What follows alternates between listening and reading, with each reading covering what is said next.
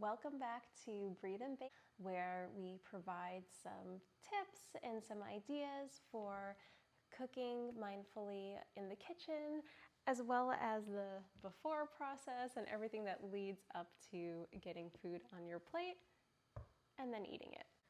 Have you ever found yourself being a bit impatient, waiting for the oven to heat up, or water to boil, or bread to rise?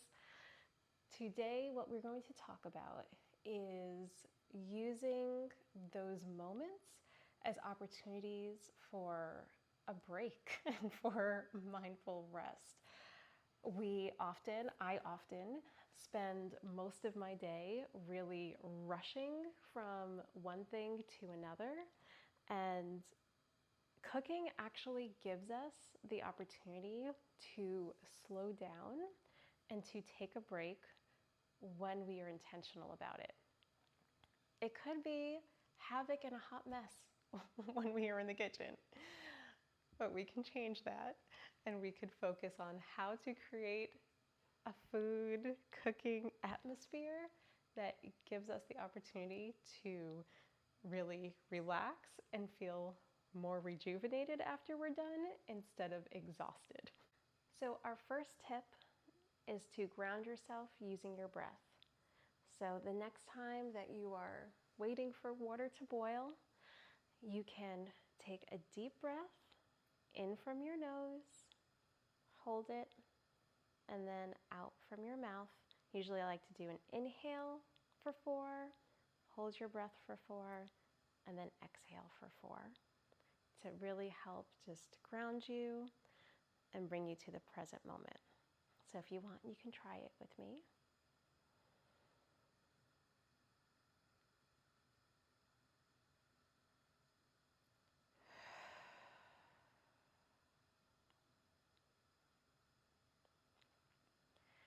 And that slowing down your breath helps your body to relax. It helps your body realize, I am not rushing right now.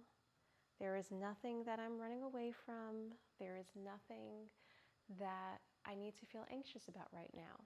I'm breathing slowly, I'm breathing calmly, and you're signaling to your body that everything is okay, and we're here right now.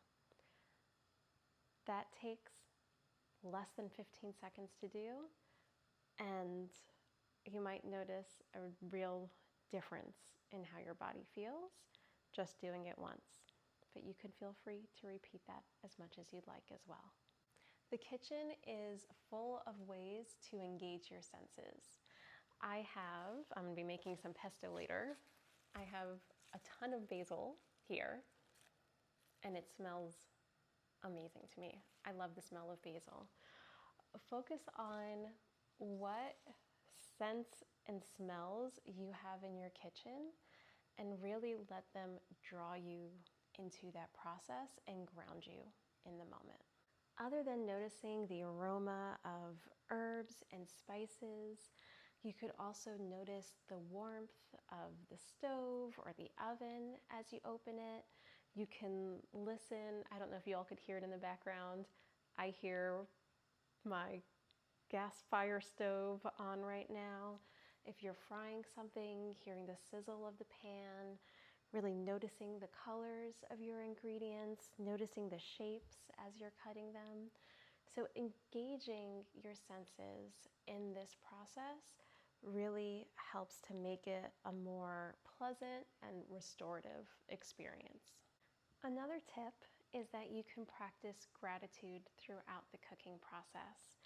So using my basil example here, you could also think about the farmers that grew the fruits and vegetables and herbs, and even the meats and poultry and seafood, the fishermen who caught them. Think about that process that took place to grow this food, to harvest this food, even the sunlight and the soil and everything that went into getting this product onto your plate.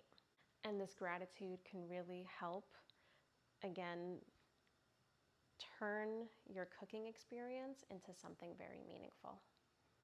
Another option as you're waiting for your water to boil or your tea to steep is to stretch.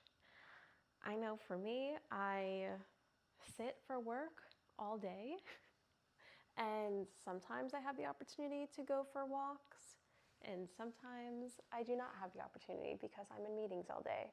So I can't take a break and go for a walk. So I feel like I am stuck in my chair for way too long that feels good for my body. So when you're waiting, this is an opportunity that you can stretch in whatever way feels good for you.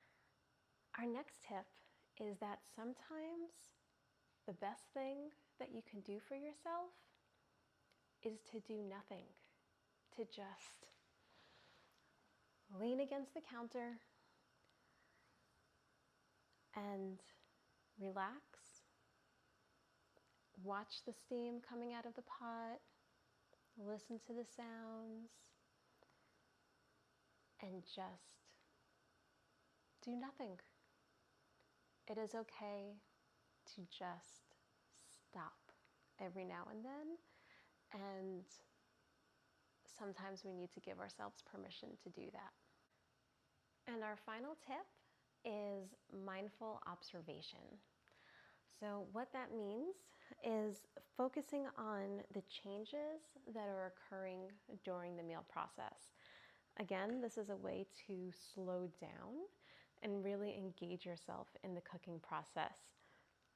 So noticing when you first fill the pot with water and the changes that it takes to go from being cold water to boiling water. So noticing the first little tiny bubbles that come up to the surface, and as the steam starts rising, and then over time that it leads to this rolling bubble and a lot more steam. Noticing the process of when you add flour or cornstarch or potato starch to a sauce, and it starts off being this thin kind of juicy sauce to a really like thick and delicious looking sauce. So noticing that thickening process as you add ingredients to your dishes. Noticing your bread rising. These are all things that can slow us down and really appreciate the magic that we are helping create in the kitchen.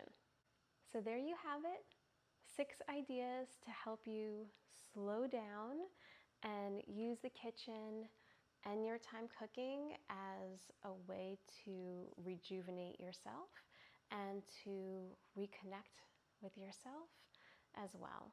I'd love to hear how you take advantage of your cooking pauses, or if you find that things are really hectic in the kitchen, if you think that you can implement any of these tips the next time that you are cooking.